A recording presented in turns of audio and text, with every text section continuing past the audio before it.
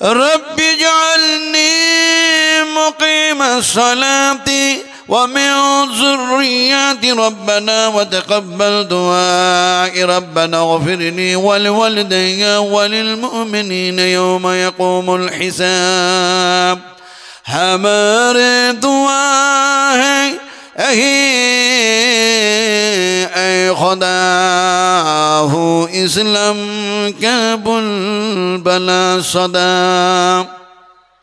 अता कर सभी को हिदायत का नूर जलालत का अंधेरा हो जाए दूर या रब अगर तू करम करे ओ बात ज़बा को ज़ू दिल पर शर करे तक़ब्बल मिन्ना इन्नका अंतस समीउल अलीम व तुब अलैना इन्नका अंतत तव्वाबुर रहीम सुब्हान रब्बिका रब्बिल इज़्ज़ति अम्मा यसिफून व सलामुन अलल मुरसलीन व अल्हम्दुलिल्लाहि रब्बिल आलमीन।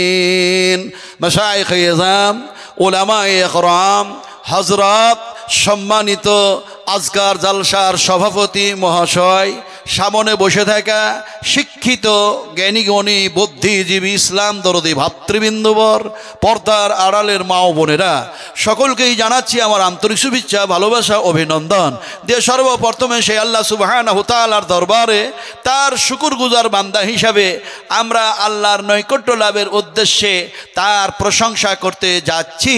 জি আল্লাহ পাক আমাদেরকে বাক শক্তি দিয়েছেন, দর্শন শক্তি দিয়েছেন, শ্রবণ শক্তি দিয়েছেন, অসংখ্য নিয়ামত দিয়ে পরিপূর্ণ করে নিখুঁত নির্ভেজাল অক্সিজেন দিয়ে যে মাবুদ আমাদের জীবিত রেখেছেন তার প্রশংসা করছি, তার নৈকট্য লাভের উদ্দেশ্যে পড়ে নিচ্ছি আলহামদুলিল্লাহ। এখানে যতগুলি মানুষ বসে আছেন একটু সত্য কথা বলার চেষ্টা করবেন। আমরা কি বসে আছি? কোন জেলা এটা পড়ে? বর্ধমান জেলার মানুষেরা কথা বলতে জানেন তো? একটু কথা বলুন, সত্য কথা। আমরা কি বসে আছি? কি বলে বসে আছেন? একেবারে মিথ্যা কথা। আমরা বসে নাই। আল্লাহ চ্যালেঞ্জ করছেন আর বলছেন এই জমিনটারে যদি আমি ধসা দিই তাহলে তোমরা কে কে বসে থাকতে পারবে? একটু দেখাও। পারবেন বসে থাকতে? তাহলে চ্যালেঞ্জ করলেন বসে আছি।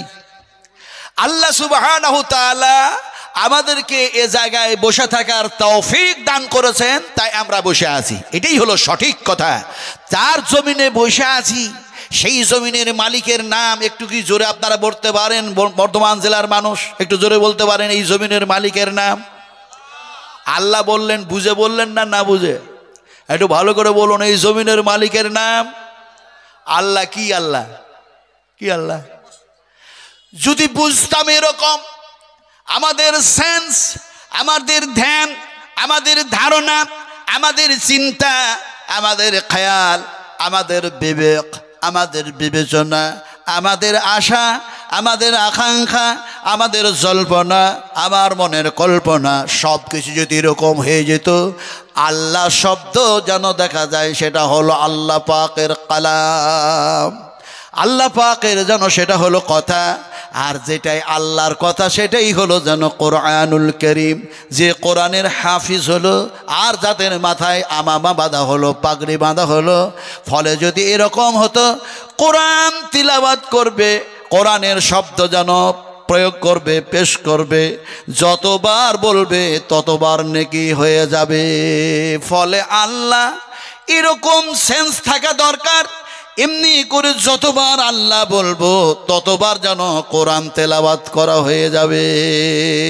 ফলে আমরা সেই সেন্সে একবার জোরে বলুন তো, এই জমিনের মালিকের নাম আল্লাহ। যে বললেন এটা কোরআন তেলাওয়াত করলেন, যেমন কোরআনের এক জায়গায় এসছে, বহু জায়গায় এসছে, তার মধ্যে এক জায়গায় এসছে আল্লাহ الذي خلق السماوات والأرض وما بينهما في 6 أيام ثم استوى على العرش ما لكم من دونه من ولي ولا شفيع أفلا تتذكرون الله الذي خلق السماوات وما بينهم আকাশ ও জমিনের মধ্যে যাহা কিছু আছে সব কিছুরই মালিক হচ্ছে আমি। সেই আমি যিনি বলছেন তার নাম আর একটু জোরে বলা যাবে না? বলুন তো তার নাম কি? আল্লাহ।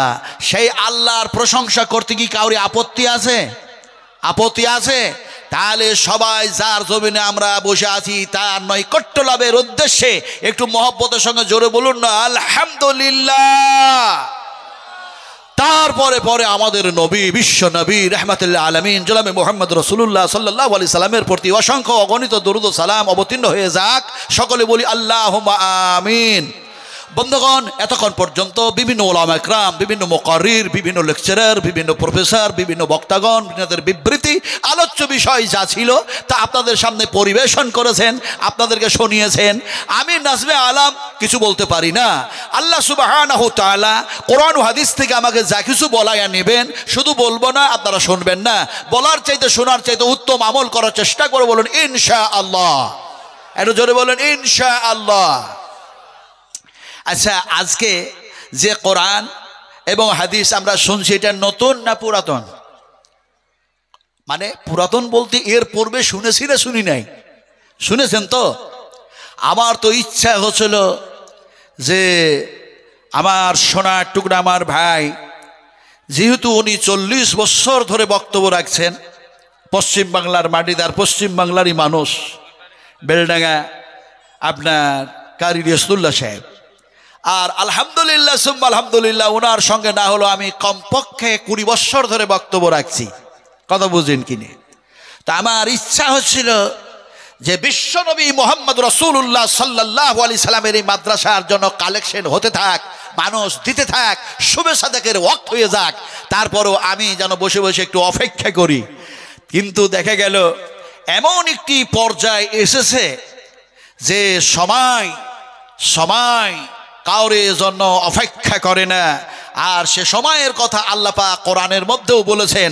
ফলে দেখা যাচ্ছে একটার পর একটা সেই সমস্ত মুকাররিরদেরকে, সেই সমস্ত বক্তাদেরকে যেন মঞ্চে আসতে হবে, তাই একটা সময়ের একটা প্রয়োজন আছে। এখন রাত্রি যখন গভীর হয়, মানুষ তার সময়ের মূল্য দেয়, দাম দেয়, বলে আমাদের ঘুম লাগবে, আগামীকাল কাজ করা লাগবে, ইত্যাদি ইত্যাদি। ফলে সেই দিকে লক্ষ্য করে আমাকে এই সময় আনা হলো। তাড়াহুড়ো করে খুব বক্তব্য রাখছি তাড়াতাড়ি করে, এই জন্য যে আমার পিছনে আরও একজন মুকাররির আছেন, হয়তো আমি সময় বেশি নিতে পারবো না, আর বেশি সময় নিয়ে বক্তৃতাও করব না। কথাটা বলতেছিলাম কি, যে আজকে যেমন কোরআন হাদিস থেকে যা শুনছি এর পূর্বেও আমরা শুনেছি, কিন্তু এত কোরআন শুনলাম, এত হাদিস শুনলাম, শোনার পরে আমাদের পরিবর্তন আসা দরকার ছিল, কিন্তু পরিবর্তন আসলো না। না আসার কারণ কি?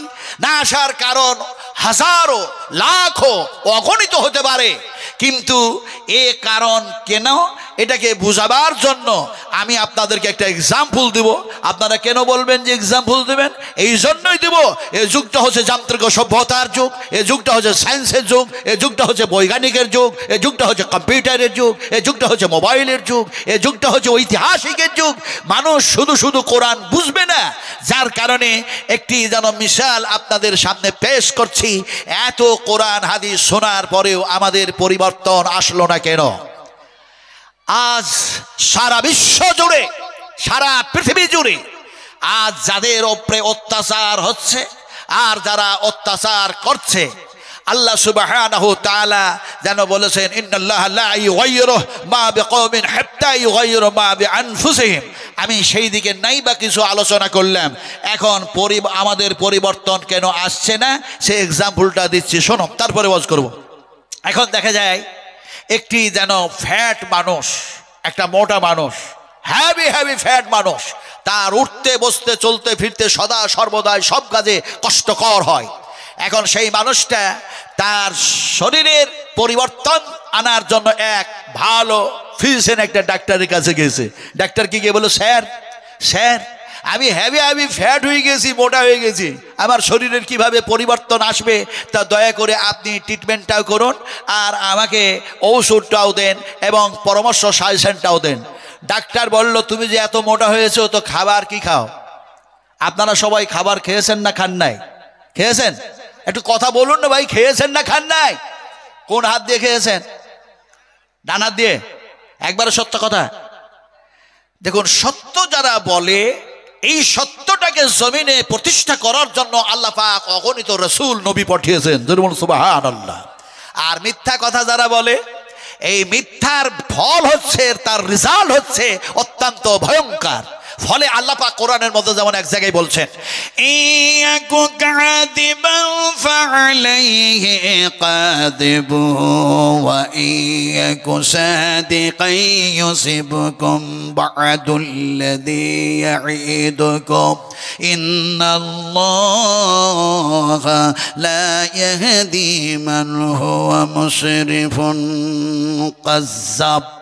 আল্লাহ রাব্বুল আলামিন বলেন, যারা সীমা লঙ্ঘনকারী হয়, সীমা অতিক্রমকারী হয় আর মিথ্যাবাদী হয়, আমি আল্লাহ সুবহানাহু ওয়া তাআলা তারাকে হেদায়েত করি না। আপনারা বর্ধমান জেলার মানুষ, সত্য করে বলুন, খাবার খেয়েছেন কোন হাত দিয়ে? কোন হাত দিয়ে? মিথ্যা কথা। কেমনে মিথ্যা কথা? আল্লাহ পাক আপনারা বললেন ডান হাত দিয়ে খেয়েছি, আর আল্লাহ পাক বলছেন এই হাতটাকে যদি আমি প্যারালাইসিসে পরিণত করে দিই তাহলে খাবেন কোন হাত দিয়ে?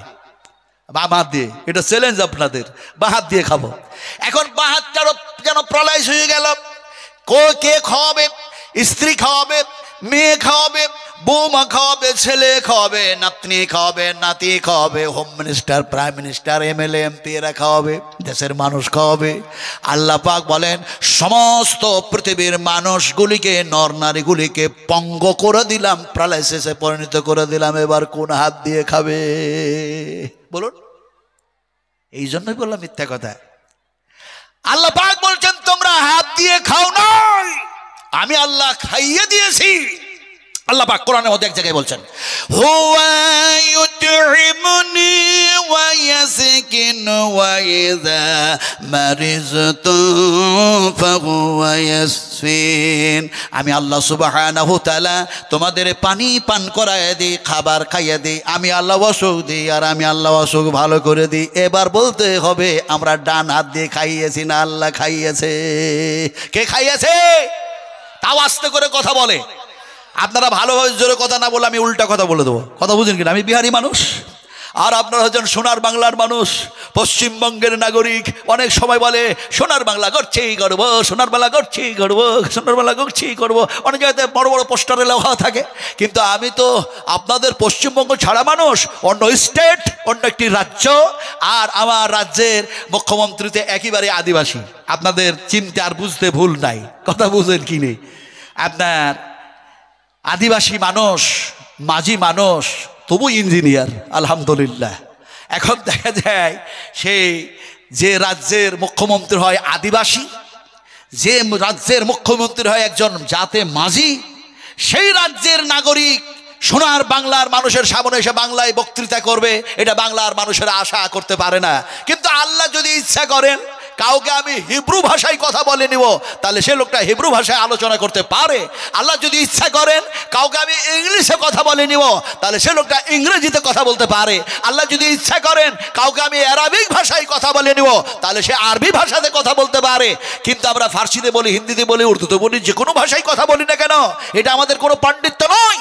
এটা হচ্ছে আল্লাহ সুবহানাহু ওয়া তাআলার কৃপা, তার দয়া, তার অনুগ্রহ। যাকে যখন চান যে কোনো ভাষায় কথা বললেন। কথা বলতেছিলাম আমি এতক্ষণ পর্যন্ত ঝাড়খণ্ডের মানুষ যেভাবে কথা বললাম, আপনাদের বুঝতে কি অসুবিধা হচ্ছে?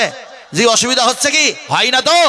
এখন অসুবিধা হচ্ছে না বললে হবে না। আল্লাহ পাক আমাদেরকে বুঝার তৌফিক দিয়েছেন, তাই আমাদের বুঝতে অসুবিধা হচ্ছে না। ছড়ে বলি সুবহানাল্লাহ। সুবহানাল্লাহ বুঝে বলছেন না, না বুঝে? হ্যাঁ কি সুবহানাল্লাহ? সুবহানাল্লাহ, সুবহানাল্লাহ, সুবহানাল্লাহ, সুবহানাল্লাহ, এটাই বুঝি তো? কিন্তু ওরকম বুঝলে হবে না। নবী সাহেব বুঝাচ্ছেন কিভাবে দেখুন। আমি যদিও নবীকে নবী সাহেব বললাম, কিন্তু নবীর নাম যদি সাহেব না হতো তাহলে একটাও ডাক্তারের টাইটেল হলো না ডাক্তার সাহেব, মাস্টার সাহেব, এসডিও সাহেব, এসপি সাহেব ইত্যাদি সাহেব। এ সাহেবেরা নাম খুঁজেই পেত না, টাইটেলই খুঁজে পেত না। কিন্তু আল্লাহ পাক তার হাবিবের যত নাম দিয়েছেন তার মধ্যে একটা টাইটেল ছিল, নাম ছিল রাসূল আকরাম সাল্লাল্লাহু আলাইহি ওয়াসাল্লামের সাহেবে রাসূল। যেমন কোরআনের এক জায়গায় বলা হয়েছে, মা দাল্লা সাহিবুকুম ওয়া মা গাওয়া ওয়া মা ইয়ানতিকু আনিল হাওয়া।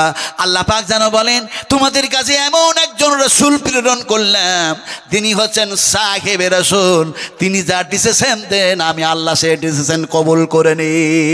তাও সুবহানাল্লাহ বলে না, এত কৃপণ মানুষ। একটু জোরে বলুন সুবহানাল্লাহ। নবী সাহেব সুবহানাল্লাহ বুঝাচ্ছেন, তারপর আমি এক্সাম্পলটা দেবো, কথা বুঝেন কি নিয়ে। এখন দেখা যায় সুবহানাল্লাহ কারে বলে। আল্লাহ পাক যেন কোরআনের মধ্যে বলে ওয়াসজুদ ওয়াখতারিব। আল্লাহ পাক বলেন বান্দা বান্দিরা আমার সামনে সিজদায় পড়ে যাও আর আমার নিকটবর্তী হয়ে যাও, আর নিকট থেকে নিকটবর্তী, সংলগ্ন থেকে সংলগ্ন, একেবারে কাছে থেকে একেবারে আমার কাছে হয়ে যাও।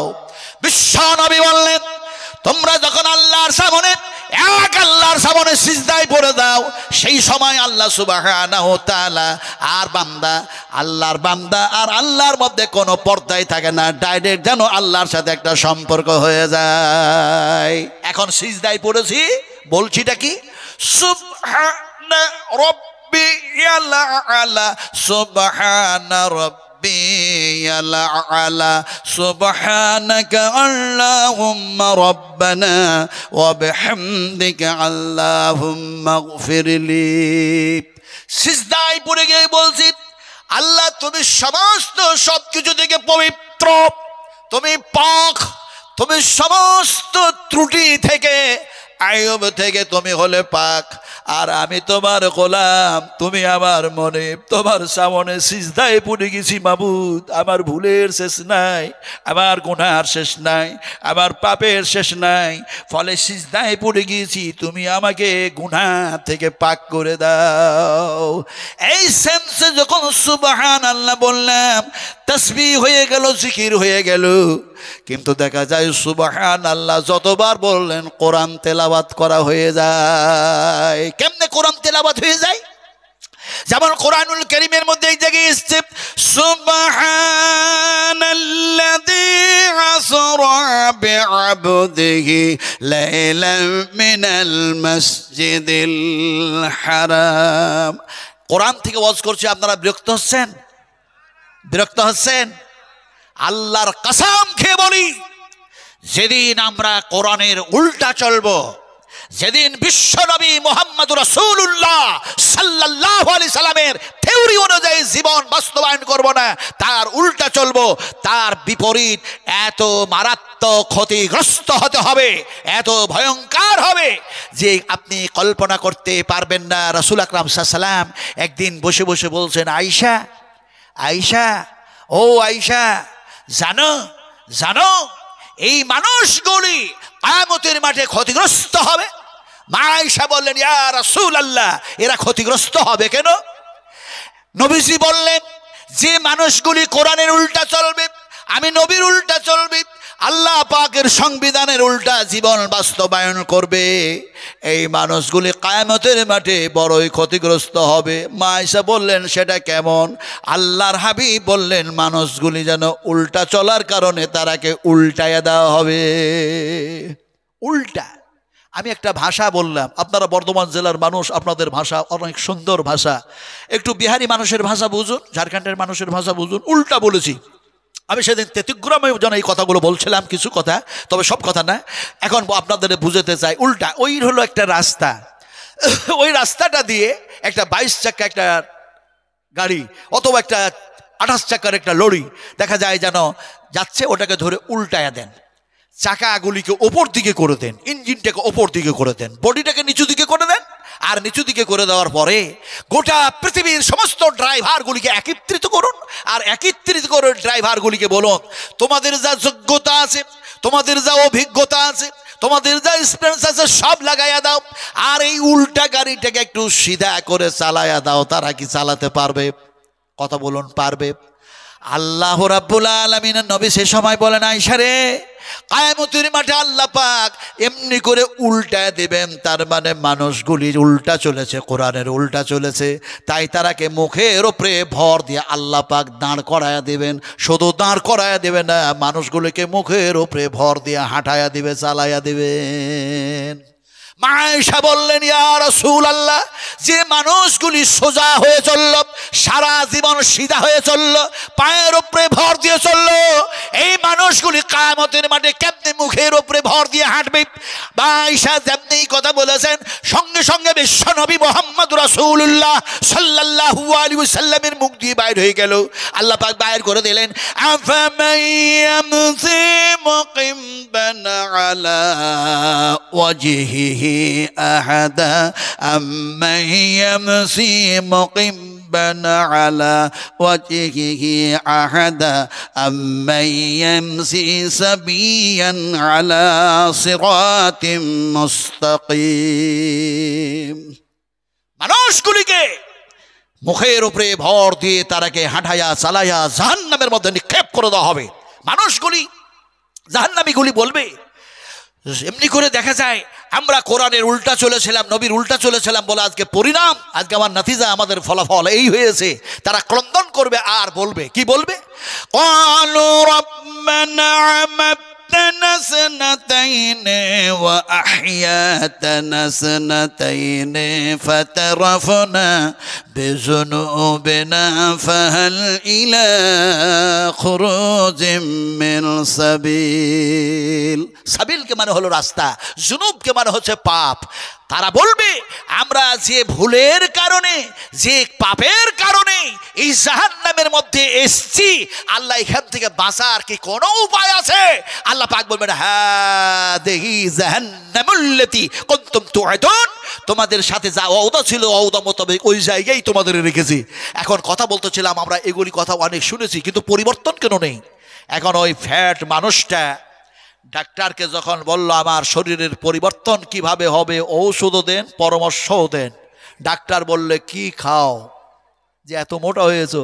তো ফ্যাট মানুষটা বলছে, স্যার, সকালবেলা হলে আমি 8টা রুটি খাই, সকালবেলা হলে 8টা রুটি খাই। ডাক্তার মনে মনে ভাবলো, দুপুরবেলা হতো অনেক দেরি, মনে হয় দুপুরবেলাতে বেশি খাবে। তো ডাক্তার বললো, দুপুরবেলায় কটা খাও? বলছে 8টা খাই। বলে রাত হলে কটা খাও? বলে 8টা খাই। আপনারা সব জ্ঞানী মানুষ বসে আছেন, একটু হিসাব করে বলুন তো, 3 8 রুটি খেলো কয়টা? হিসাব জানেন না? জানেন না? اليوم تجزى كل نفس بما كسبت لا ظلم اليوم إن الله سريع الحساب। تفسير ابن كثير، تفسير حسيني، تفسير معرفة القرآن، تفسير وجه القرآن، تفسير حسن البيان، تفسير ذوقان، تفسير قصاب, এছাড়া আরো অনেক অনেক তাফসীর আছে। বিভিন্ন তাফসীর কারকেরা বিভিন্নভাবে তাফসীর করেছেন। ফলে এ সময় সমস্ত তাফসীর কারকদের তাফসীরগুলি একত্রিত করে যদি আপনাদের সামনে বয়ান করি, তাহলে রাত শেষ হবে, দিন শেষ হবে, সপ্তাহ শেষ হবে, মাস শেষ হবে, বছর শেষ হবে, হায়াত শেষ হয়ে যাবে, কিয়ামত হয়ে যাবে, তারপরে আল্লাহর আলোচনা শেষ হবে না। জোরে বলুন সুবহানাল্লাহ।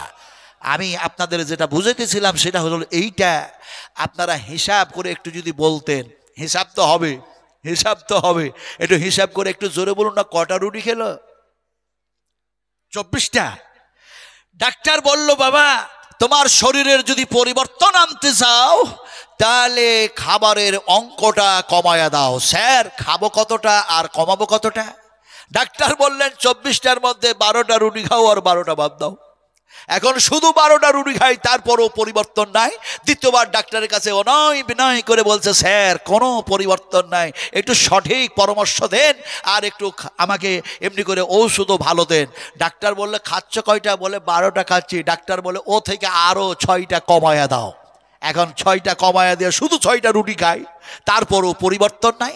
তৃতীয় দফাতে আবার ডাক্তার ডাক্তারের কাছে গেছে, আজিজি আর ইনকিসারির সঙ্গে নম্র আর ভদ্র হয়ে যেন কথা বলছে, স্যার কোনো পরিবর্তন নেই, বড্ড কষ্ট, হ্যাভি হ্যাভি কষ্ট যেন পাচ্ছি, এই মোটা শরীর নিয়ে একটু শরীরের পরিবর্তনের ব্যবস্থা করে দিন। ডাক্তার বলল, খাচ্ছ কয়টা? বলে আপনার কথা মোতাবেক রুটির অঙ্ক কমাতে কমাতে কমাতে কমাতে মাত্র 6টা রুটি খাচ্ছি। ডাক্তার বললেন, সত্য কথা বলো, সত্য কথা। বলে, একদম 100% সত্য কথা বলছি, 6টা আর বেশি রুটি খাই না। ডাক্তার বললেন, সত্য কথা বলতে জিজ্ঞেস করছি, রুটির সংখ্যা কমিয়েছো না আটার সংখ্যা কমিয়েছো, কোনটা করেছো? ফ্যাট মানুষটা বলছে, স্যার খাচ্ছিলাম তো 24টা রুটি, রুটির সংখ্যা কমায় 6টা রুটি খাচ্ছি ঠিক, কিন্তু এর পূর্বে যে 24টা রুটি খাচ্ছিলাম, ওই 24টা রুটিতে যত কেজি আটা লাগে সব আটা ওই 6টা রুটিতে দিয়ে খেয়েছি। ডাক্তার বললেন, বেওকুফ কোথাকার, তাহলে আমার সাজেশন কোথায় মেনেছিস? তুই তো সব আটার সব রুটি খেয়েছিস, তোর শরীরের পরিবর্তন আসবে কি করে? আজকে আমাদের মুসলমানদের অবস্থা তাই হয়েছে। আজকে কোরআন শুনি, হাদিস শুনি, আজকে সেই শুনি সেই তাই শুনি, শুনতে শুনতে শুনতে শুনতেই থাকলাম, বলতে বলতে বলতেই থাকলাম, লিমা তাকুলুনা মা লা তাফআলুন, আমল করলাম না। বিশ্বনবী বলেছেন, এমন কথা জনগণের সামনে বলো না, এমন কথা মানুষের সামনে বলো না যেটা তুমি আমল করো না, তুমি বেআমাল মানুষ, সেই কথা মানুষের সামনে বলো না, যেটা কোরআন ও হাদিসের উপরে আমল করো সেটাই মানুষের সামনে বয়ান করো। তার মানে তুমি যা মুখ দিয়ে বলো, তুমি শুধু যেন বয়ান করো না, তুমি সেটা শুধু আলোচনা করো না, তোমার আলোচনার সাথে সাথে তোমার 2 ঘাড়ে 2 ফেরেশতা আছে, তোমার কথাগুলি যেন লিখে নেওয়া হয়। আল্লাহ পাক কোরআনুল কারীমের মধ্যে বলেন, ইয়াতালাক্কাল মুতালাকিয়ান আনিল ইয়ামিন ওয়া আনিস শিমালি কঈদ মা ইয়ালফিদু মিন কওলিন ইল্লা লাদাইহি রাকীবুন আতীদ। আল্লাহ পাক বলেন, খবরদার, তুমি মুখ দিয়ে যা কিছু বলো, হাত দিয়ে যা কিছু করো, জমিনের উপরে চলতে গিয়ে যেভাবে তুমি চলো, সমস্ত সবকিছু রেকর্ডিং হয়ে যায়। আল্লাহ পাক সুবহানাহু তাআলা তিনি মানুষকে সতর্ক করেছেন, সাবধান করেছেন এইভাবে। ফলে সেই সবগুলি শিক্ষা দীক্ষা দেওয়ার জন্য আজকে মাদ্রাসা ইদারা তৈরি হয়েছে। মাদ্রাসায় আজকে কোরআনের হাফেজা তৈরি হয়, আলেম তৈরি হয়, আলেমা তৈরি হয়, মুহাদ্দিসিন তৈরি হয়, মুহাদ্দিসা তৈরি হয়। কিন্তু যাতে করে এগুলি না হয়, এর জন্য মানুষের ঈমানকে নষ্ট করার জন্য, মানুষের ঈমানগুলিকে ঘুরিয়ে দেওয়ার জন্য, ফিরিয়ে দেওয়ার জন্য হাজারো লাখো অগণিত কোটি চেষ্টা প্রচেষ্টা চালাচ্ছে। সবচেয়ে মারাত্মকভাবে ইহুদিরা যাতে করে মুসলমানদের ঈমান কোরআনের উপরে না থাকে। আমার ভাইরা, একটা কথা বলি, কোরআনের আলোচনা মানুষকে শুনতে অত ভালো লাগে না, যত ভালো লাগে সেই কথাগুলি শুনতে। কেমন? ঘাটালে একদিন ওয়াজ করছি আপনার মেদিনীপুর ঈশ্বরচন্দ্র বিদ্যাসাগরের বাড়ির সংলগ্ন এলাকায়। এখন তো আর বাড়ি না, স্কুল হয়েছে, হাই স্কুল হয়েছে, মিডল স্কুল হয়েছে, সব শিক্ষা প্রতিষ্ঠানে তার বাড়িগুলি এখন পরিপূর্ণ হয়ে গেছে। যাক, সেখানে বলছিলাম তো, একজন যুবক আমাকে বলছে, হুজুর আপনি মেদিনীপুরের ওই জায়গায় 3 দিন ধরে আপনি আছেন, তো 3 দিন ব্যাপী আপনি কোরআন থেকে ওয়াজ করছেন, আপনি কি কোরআন ছাড়া অন্য কোনো আর ওয়াজ জানেন না? আচ্ছা, যুবকটাকে কি জবাব দেব বলুন? এখন আপনাদের মধ্যেও তো হতে পারে যে রাত্রি অনেক বেশি হয়েছে, এই ওয়াজ শুনতে কি আর ভালো লাগে? এই ওয়াজ শুনতে কি ভালো লাগে? আহা, हजरत इमाम अबू हनीफा रहमतुल्लाह अलैह के मुझे मंजूर नहीं है कि मैं तेरे शिकायत करूं, बात ही से बात निकल आती है तो मैं क्या करूं? अरे कुलेर कथा खुले बोलार इच्छा करे ना, एकटी कथा बोलते गिये आरेकटी कथा मने पड़े जाच्छे, रिमोट नहीं, जिभा कंट्रोल करते पारछि ना। इमाम अबू हनीफा रहमतुल्लाह अलैह के एकटा मानुष बोलছে, হুজুর আপনি কি ইমাম আবু হানিফা? नो, हाँ, কি হয়েছে বলো? তো মানুষটা বলছে, আপনি কি নামাজ পড়েন? কত বড় খেপা, ও নিজে নামাজ পড়ে কিনা তার ঠিক নাই, ইমাম আবু হানিফার মতো মানুষকে বলছে আপনি কি নামাজ পড়েন? খেপা আপনারা বুঝেন তো না বুঝেন না? বুঝেন কত ধরনের খেপা হয়? আমি অনেকবার বলেছি, আপনাকে বলতে হবে, খেপা কত ধরনের হয়? মেলা রকম হয় না, মেলা রকম হয়। মেলা রকমের খেপা হয়। খেপা হয় 2 ধরনের। একটা খেপা হয় পুরো ম্যাট, একেবারেই ম্যাট, আর একটা খেপা হয় কোনো সময় ঠিক বলছে কোনো সময় ভুল বলছে। আমি এক্সাম্পল দেবো কেমন করে। কোরআনের অন্য জায়গায় বলা হয়েছে লা ইলাহা ইল্লা হুয়া ইহয়ী ওয়া ইউমীত, আমি ছাড়া কোনো ইলাহ নেই, আমি ছাড়া কোনো মাবুদ নেই, আমি হলাম একজন আল্লাহ। আর হুয়া ইহয়ী ওয়া ইউমীত, আমি হলাম হায়াতের মালিক আর আমি যেন মওতের মালিক। আবার কোরআনের অন্য জায়গায় বলা হয়েছে লা ইলাহা ইল্লাহু ফাআন্না তুফাকুন, আমি ছাড়া কোনো ইলাহ যখন নাই, আমি ছাড়া কোনো স্রষ্টাই যখন নাই, ফাআন্না তুফাকুন, তোমরা আমাকে বাদ দিয়ে কার দরবারে যাও, কার কাছে কি চাও, যা চাইবে সব আমার কাছে চাইবে। বর্তমান জেলার মানুষেরা, আবার সোনার টুকরারা, প্রয়োজন হলে আমরা চাইবো কার কাছে, একটু জোরে বলতে হবে কার কাছে চাইবেন, একটু জোরে বলুন কার কাছে চাইবেন। উদউনি আস্তাজিব লাকুম, আল্লাহ পাক বলেন তোমরা আমাকে ডাকো, তোমাদের ডাকে সাড়া দেব, তোমরা আমার কাছে চাও, তোমাদের সমস্ত অভাব যেন মোচন করে দেব। এমন সময় আল্লাহ সুবহানাহু ওয়া তাআলা মানুষগুলিকে এইভাবে সতর্ক করলেন, সাবধান করলেন, আর বিশ্ব মানবের জন্য আল্লাহ পাক কোরআন নাজিল করলেন। এই কোরআন কতবার বলুন তো দেখি, আপনাদেরকে বুখারী শরীফ থেকে হাদিস শোনাবো, তারপরে পরে হয়তো সম্ভবত বক্তা এসে যাবেন ইনশাআল্লাহ। আমার ভাই জার্জিস সাহেব আসবেন, ওনার সঙ্গে আমার ভালো সম্পর্ক আলহামদুলিল্লাহ। হাইয়াকাল্লাহ হাইয়াকাল্লাহ হাইয়াকাল্লাহ বারাকাল্লাহ জাযাকুমুল্লাহ খাইরান জাযা আহসানাল জাযা। কথা বলতেছিলাম যে আপনাদেরকে যে কথাটা বলতেছিলাম সেটা ছিল এইটা, কোরআনুল কারীম সর্বশ্রেষ্ঠ কিতাব, বিশ্ব মানবের কল্যাণের জন্য আল্লাহ নাজিল করেছেন। এই কোরআনটা কতবার একটু জোরে বলুন না? 30 পারা কোরআন। এই 30 পারা কোরআনের মধ্যে এমন একটি সূরা, যে সূরাটির নাম হলো সূরা আনফাল। কি নাম বললাম বলুন? সূরা আনফাল। এই সূরাটি অবতীর্ণ হয়েছে মদিনায়ে মুনাওয়ারায়। জোরে বলুন সুবহানাল্লাহ। আমি আলহামদুলিল্লাহ মদিনা দেখলাম, মদিনায়ে মুনাওয়ারা ঘুরলাম, রাসূল কারীম সাল্লাল্লাহু আলাইহি ওয়াসাল্লাম যে জান্নাতের মধ্যে শুয়ে আছেন সেই জান্নাতের মধ্যেও গেলাম। বুখারী শরীফের হাদিস। এই তো 3 জুলাইয়ে চাপলাম জিদ্দায়, আর 4 জুলাইয়ে নামলাম। কথা বুঝেন কিনা? জিলহজ মাসে হজ করার পর তো দেখা যায় যে রিয়াজুল জান্নাহ, বুখারী শরীফের হাদিস, আল্লাহর হাবিব বলছেন আমার মিহরাব আর আমার মিম্বার, আমার মেহরাব থেকে আমার মিম্বার, আমার মেহরাব থেকে আমার মিম্বার, এই পর্যন্ত এটা হলো রিয়াজুল জান্নাহ। রিয়াজুল জান্নাহ, আমি রাসূল কারীম সাল্লাল্লাহু আলাইহি সাল্লাম জান্নাতের মধ্যে শুয়ে আছি। মনের মধ্যে আশা হলো একটু যাই, আমার নবী মুহাম্মদ সাল্লাল্লাহু আলাইহি সাল্লাম যে জান্নাতের মধ্যে শুয়ে আছেন সেই জান্নাতের মধ্যে যাওয়া সম্ভবপর হয় কিনা।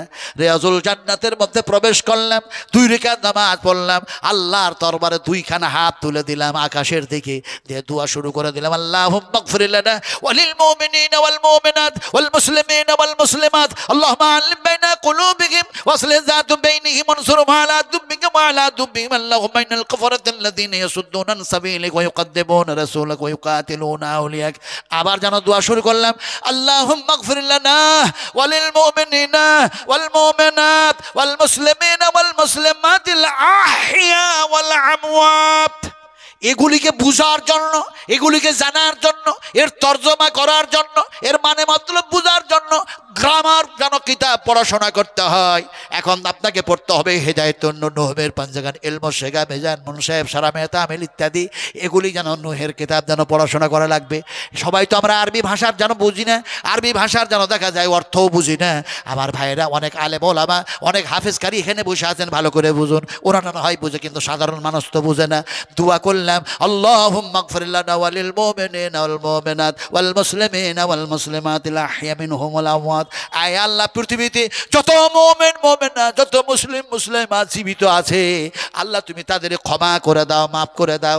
আর যত মুমিন মুমিনা, মুসলিম মুসলিমা কবরের মধ্যে শুয়ে আছে, আল্লাহ তুমি তাদেরকেও যেন ক্ষমা করে দাও, মাফ করে দাও। জোরে বলুন আমিন।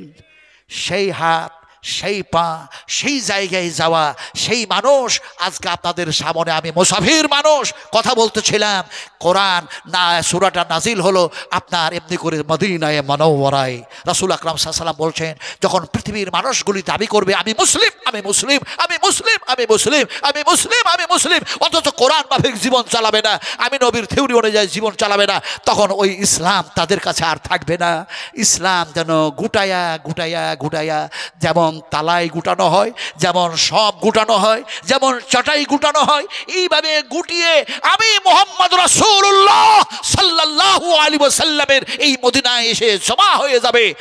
যদিও তালাইয়ের এক্সাম্পল দিয়েছি, যদিও সফের এক্সাম্পল দিয়েছি, কিন্তু হাদিস শরীফের মধ্যে এসছে এমনি করে দেখা যায় সাপ যেমন এদিক ওদিক করে ঘোরাফেরা করার পর নিজের দরের মধ্যে গর্তের মধ্যে যেমন ঢুকে যায়, পৃথিবীর মানুষগুলি তখন এমনি করে কোরআনকে প্রাধান্য দেবে না, হাদিসের প্রাধান্য দেবে না, এক কথায় ইত্তেবা অনুসরণ অনুকরণ করে জীবন চালাবে না। ইসলাম তখন আবার মদিনায় এসে জমা হয়ে যাবে। কোনটা সূরা নাজিল হলো বললাম? আর একটু জোরে বলুন না ভাই, কি সূরা? সূরা আনফাল নাজিল হয়ে গেল। সূরা আনফালের প্রথমে শব্দটা এসছে ইয়াসআলুনাকা আনিল আনফাল। এর দ্বিতীয় আয়াতটাতে আল্লাহ পাক যেন বলছেন, কি সুন্দর এক আলোচনা করছেন আল্লাহ পাক, ইন্নামাল মুমিনুনা আল্লাযীনা ইযা যুকিরাল্লাহু ওয়াজিলাত قلوبهم وإذا تليت عليهم آياته زادتهم إيمانا وعلى ربهم يتوكلون। আমি এই আয়াতের তরজমা এর মানে আজকে পারলাম না করতে, রাত্রি গভীর হয়েছে বলে এর সানি নজরুলটা বয়ান করছি। বুখারী শরীফ হাদিস, বিশ্বনবী মুহাম্মদ রাসূলুল্লাহ সাল্লাল্লাহু আলাইহি ওয়াসাল্লাম ফজরের নামাজ পড়ালেন মসজিদে নববিয়াতে। জোরে সুবহানাল্লাহ। হাদিস বয়ান করছি। হাদিস কবিতা ছন্দে গজল নাদ গেয়ে ইমানের জাররা বরাবর লাভ হয় না। রুহের খোরাক হচ্ছে মোমেনদের, রুহের খোরাক হচ্ছে এগুলি যেগুলি আপনাদের সামনে আল্লাহ পাক আমাকে বলায়া নিচ্ছেন। কারণ কিয়ামতের মাঠে জিজ্ঞাসা করা হবে, নাজমা আলম কোথা থেকে ওয়াজ করেছিলে, কোন ওয়াজ করেছিলে? যে ওয়াজ, যে নসিহত, যে ওসিহত, যে আমর বিল মারুফ আবার নবী বলেছিলেন সেইগুলি বলেছিলে না মানুষগুলিকে অন্য কিছু বলেছিলে? কিয়ামতের মাঠে যাতে মুআখাযা না হতে হয়, ফাআখাযাতুহুম ফাকাইফা কানা ইকাব। আল্লাহ যদি তার আযাব দিয়ে পাকড়াও করে, আল্লাহ ছাড়া বাঁচাবার কেউ থাকবে না। যার জন্য বলছি সানি নজরুলটা শুনুন, ঘটনাটা শুনুন। রাসূল আকরাম সাল্লাল্লাহু আলাইহি ওয়াসাল্লাম তিনি মসজিদে নববিয়াতে নামাজ পড়ালেন, ফজরের নামাজ পড়ালেন, ডান দিকে বাম দিকে সালাম ফিরাইয়া দিলেন। সাহাবায়ে কেরাম রাদিয়াল্লাহু তাআলা আনহুমেরা আহারে তিনারা এত সুন্দর এক পরিবেশ তৈরি করেছেন, এত সুন্দর একটি যেন পরিবেশ তৈরি করেছেন যে তিনার নামাজের মধ্যে কাতারে যেন দেখা যায় কাতারে কাতারে বসে সুন্দরভাবে যেন বসে আছেন। আর রাসূল আকরাম সাল্লাল্লাহু আলাইহি ওয়াসাল্লাম সালাম ফেরানোর পরে সাহাবা একরামদের দিকে মুখমণ্ডল করে বসলেন। সাহাবীরা বুঝতে পেরেছেন রাসূল আজকে আমাদের কিছু মূল্যবান কথা আলোচনা করবেন, আমরা শুনবো। সুন্দর একটা ডিসিপ্লিন তৈরি করলেন, উঠা করলেন না, চলে যাওয়া করলেন না, সুন্দর একটা পরিবেশ তৈরি করলেন, আরও একটু কাছায়া বসলেন। ধরে বলুন সুবহানাল্লাহ। এখানে যতগুলি মানুষ আছেন বসে, আপনারা কি একটা কথা চলতে চায়, আপনারা কি নবীকে ভালোবাসেন ভাই? নবীকে ভালোবাসেন? আল্লাহর কসম খেয়ে বলছি, আপনারা যদি ভালোবাসেন আপনারা হবেন কি মানুষ? শুনুন, ওয়াল্লাহু ইউহিব্বুল মুহসিনিন। আপনারা হবেন মুহসিন, আপনারা হবেন ভালো। আর ভালো হলেই আল্লাহ নবী বললেন আল্লাহ পাক আপনারাকে মহব্বত করবেন। হাদিস শরীফের মধ্যে এসছে, বুখারী শরীফের মধ্যে আল্লাহ পাক হযরত জিবরিলকে ডাকেন আর বলেন এই মানুষটাকে আমি ভালোবাসি, মুহসিন এই ভালো মানুষ, একে ভালোবাসি। জিবরিল তুমি একে মহব্বত করতে লাগো, একে ভালোবাসতে লাগো। হযরত জিবরিল তাকে ভালোবাসতে লাগেন আর আকাশের ফেরেশতাগুলিকে ডেকে ডেকে যেন জিবরিল বলেন, ও আকাশের ফেরেশতারা, আল্লাহ পাক এই মানুষটাকে ভালোবাসেন, মহব্বত করেন, আমাকে ভালোবাসতে বলেছেন, আমি জিবরিল তাকে মহব্বত করি। ও আকাশের ফেরেশতারা তোমরাও একে মহব্বত করো, ভালোবাসো।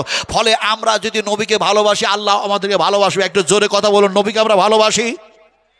কথা বলা সহজ কিন্তু আমল করা অত সহজ না। যদি বর্ধমান জেলার মানুষ বলেন আমল করা সহজ না কঠিন, এটা কি আপনাকে দেখায় দেব? আমাকে দেখাতে হবে না, আল্লাহকে দেখায় দেন। যেখানে যত মানুষ বসে আছেন একটু সামনে এগিয়ে আসুন তো, 10 মিনিটের মধ্যে ছেড়ে দেবো আপনাদেরকে। পিছনকার মানুষগুলো সব এগিয়ে আসুন। যেহেতু নবীকে আপনি ভালোবাসেন, আপনি বলেছেন, আমি বলেছি প্রথমে বলা সহজ কিন্তু আমল করা অত সহজ না। একটু এগিয়ে আসুন, ইনশাআল্লাহ কিছুক্ষণের মধ্যে আমি ছেড়ে দেবো, আমি শেষ করবো। একটু কি ভাই এখনো বসে থাকলেন? সাহাবা কিরামেরা ঘর ছাড়লেন, বাড়ি ছাড়লেন, স্ত্রী ছাড়লেন, পিতা ছাড়লেন, মাতা ছাড়লেন, হিজরত করে নবীর সাথে চলে গেলেন। আর ওই বসে থাকার জায়গার সাথে আপনার প্রেম আর ভালোবাসা এত হয়ে গেল, নবীর চাই তো বেশি মহব্বত হয়ে গেল এই জায়গার সাথে। যে জায়গা আপনাকে ছাড়তে হবে, যে দুনিয়া ছাড়তে হবে, যে বাড়ি ছাড়তে হবে, যে স্ত্রী ছাড়তে হবে, যে সন্তান সন্ততি ছাড়তে হবে, যে জমি জায়গা অট্টালিকা সোনা দানা ছাড়তে হবে, আড়াই হাত জায়গায় গিয়ে শুতে হবে, সেই জায়গা ছেড়ে আসতে ইচ্ছা করে না? একটু সামনে এগিয়ে আসুন, একটু দয়া করে সামনে এগিয়ে আসুন। একটা যেন বিশৃঙ্খলা ভাব যেন লাগতেছে, শৃঙ্খলা বজায় রাখুন। শৃঙ্খলা হবে ইসলামিক সিস্টেম, ইসলামিক সিস্টেম যে সিস্টেম ছিল সাহাবায়ে কেরামদের মধ্যে। আলহামদুলিল্লাহ, হাইয়াকাল্লাহ, বারাকাল্লাহ, জাযাকুমুল্লাহ খাইরান জাযা। যারা এগিয়ে আসছেন, আমি মুসাফির মানুষ, একটা খাস দোয়া দেব, খাস দোয়া, যে দোয়াটা এই মঞ্চে হয় নাই, আল্লাহর কসমকে বলছে এই মঞ্চে হয় নাই। আল্লাহ রসুল দোয়া দিয়েছেন, সে দোয়া আমার নবীর খাস দোয়া, খাস দোয়া, স্পেশাল দোয়া। সে দোয়া ইমাম বুখারী রাহমাতুল্লাহ আলাইহি বুখারী শরীফের মধ্যে কোট করে দিয়েছেন। ইনশাআল্লাহ সেই দোয়া দেব। আপনারা গিয়ে আসুন, ও যুবকেরা, তরুণেরা, এগুলি একটু এসো না। হাই হাই হাই হাই, বসে পড়ুন। আলহামদুলিল্লাহ, খুব সুন্দর হয়েছে।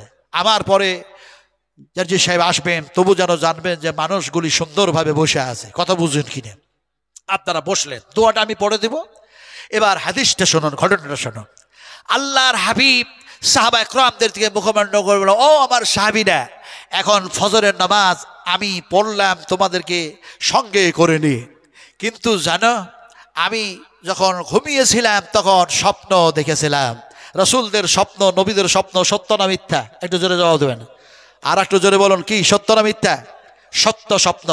হাদিসের মধ্যে এসছে নবীদের স্বপ্ন হচ্ছে এক ধরনের যেন ওহী, আল্লাহ পাকের পক্ষ থেকে ওহী হতো। জোরে সুবহানাল্লাহ।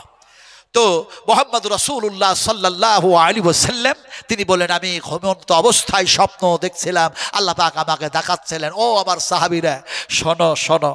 সাহাবীরা বলেন, ইয়া রাসূলুল্লাহ, যে স্বপ্ন আপনি দেখলেন সেই স্বপ্ন আমাদের সামনে কি প্রকাশ করবেন না?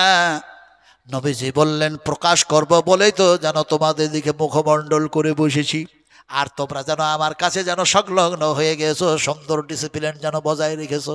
শোনো, আমি ঘুমিয়েছিলাম, ঘুমন্ত অবস্থায় দেখি আমার সামন দ্বীপ একটি যেন লম্বা যেন মানুষ পেরিয়ে যেন চলে যাচ্ছে।